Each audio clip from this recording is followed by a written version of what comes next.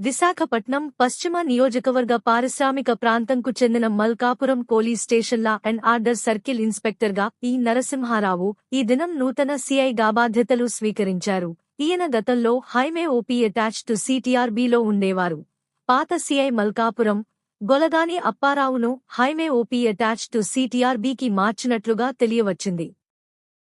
విశాఖపట్నం పశ్చిమ నియోజకవర్గ పారిశ్రామిక ప్రాంతంకు చెందిన మల్కాపురం పోలీస్ స్టేషన్ల అండ్ ఆర్డర్ సర్కిల్ ఇన్స్పెక్టర్గా ఈ నరసింహారావు ఈ దినం నూతన సీఐగా బాధ్యతలు స్వీకరించారు. ఈయన గతంలో హైవే ఓపీ అటాచ్డ్ టు సిటీఆర్బీలో ఉండేవారు.